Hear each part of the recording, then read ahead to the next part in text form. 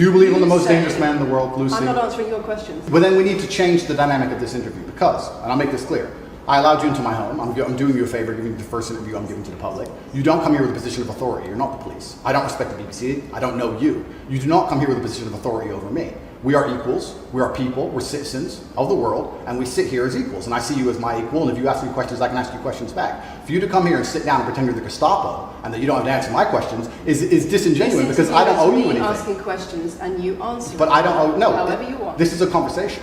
And I don't owe you any degree of authority over me. So let's make that clear. And that doesn't matter if you're a man or a woman or from the BBC or the CNN. I'm here to answer your questions and be honest with you and do you a favor. Great. And I'm doing you a favor. But you come here with loaded questions. You're trying to paint a narrative of me which is negative. I'm asking you about things you've said that people are concerned about. And that's fine. But you're not going to sit here and say you don't answer my questions because you're not above me.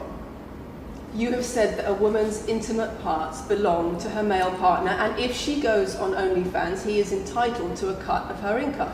You are extremely, it's very confusing to me why you're going to sit here, take long format podcasts I've done, which are 3 or 4 hours long, in context where I've sat with OnlyFans girls, 10 or 15 OnlyFans girls, where we've been joking back and forth, ignore every comment and satirical comment and sarcastic comment that the females have made, and then come along and say, you said this and that, and you're the most evil man in the world. And for you to sit here and say that that is my true core beliefs and that makes me a bad person is disingenuous. Is it? Of course not.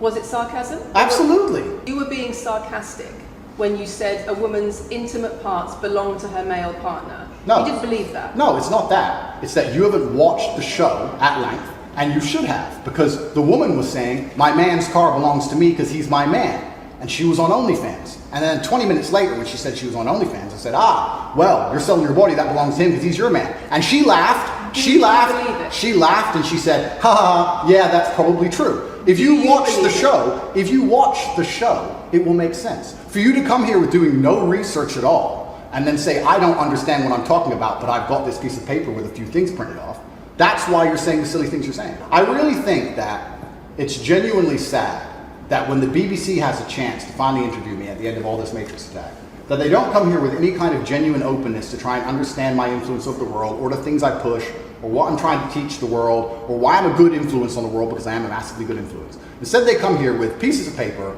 with printed out excerpts from 5-year-old podcasts, taken out of context, to attempt the same Matrix attack on me, which has been attempted endlessly. Every single person in Legacy Media has already tried this, and it doesn't work. I really encourage you. I encourage you to read the comment section on YouTube when this goes on YouTube, and you will see that nobody believes a word you're saying. The National Police Chiefs League for Violence Against Women, the NSPCC, Rape Crisis, Safer Schools, they are all naming you as being behind an epidemic of misogyny, even amongst primary school children. The idea that I made primary school children misogynistic because I own a nice car. Is that your argument? It's the misogyny that comes along with it. Oh, owning a nice car is misogynist. No, it's the misogyny that comes along with it. How does misogyny come along with owning a nice car? Because you have an image of financial I'm glad you're answering my questions now. We finally got the dynamic. You have an image of financial success. She's answering my questions as she should. Excuse me. You have an image of financial success, but it comes along with attitudes towards women that are really problematic. My attitudes towards women is that women should be protected and provided for, and I've said that at length. In fact, I've said that over 50 times online, you never mention it. I've said that women should be protected and provided for. And in return, you want authority over her, because if you have responsibility for someone, like a child or a dog, you say, you have authority over them. If you want to go down this argument, we'll go down this nuanced argument. I said that if I have responsibility for her safety, I should have a degree of authority over her safety. Meaning, and let me explain my point. If I'm the one who has to fight and die to protect her, I'm the one who decides how we walk home. I'm the one who decides the route we take. Because it's unfair for her to say, I want to walk through the most dangerous neighborhood in the world, but you have to face the knives. That's what I've said. And then you're going to sit here and pretend that I'm trying to treat women like dogs, which is garbage.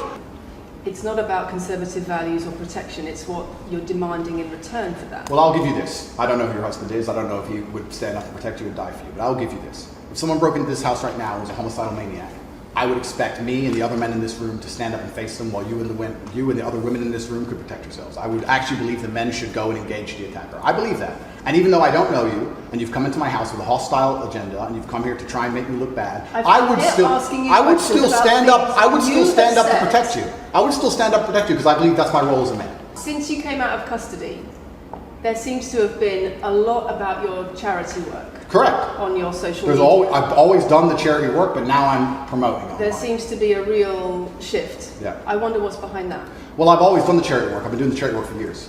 I believe that it's my legacy to leave a positive influence on the world, and I've been doing charity work for over 5 years. Post my incarceration, my unfair, unjust incarceration, may I add. Post that, I've made it more clear the charity work I'm doing. But this is, once again, very interesting.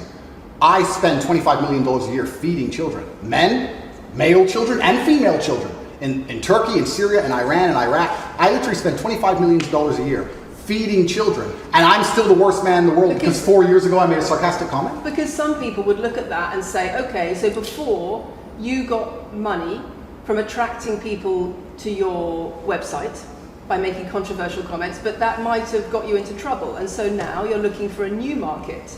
You're looking for a new market of followers who are attracted by a different sort of persona. I've always done the charity work, so that is obviously incorrect. And I have proof that I've always done the charity work, so you're wrong, firstly. I believe that if you have a lot of wealth, you should help people, and I'm helping people. I also think it's very, very interesting that you could not find another celebrity in the UK or anywhere else who's spending £25 million a year feeding children in war-torn countries.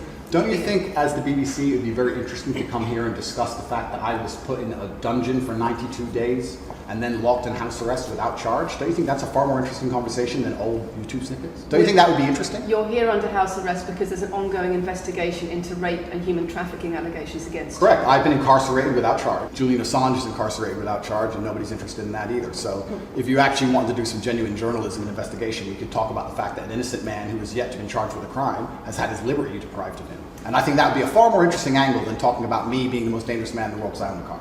Do you really believe you're the most influential man on the face of the planet? I'm the most Googled person on the planet. Do you believe you're the most influential man on the face of the planet? I'm the most Googled man on the planet. I think we're done. Yep.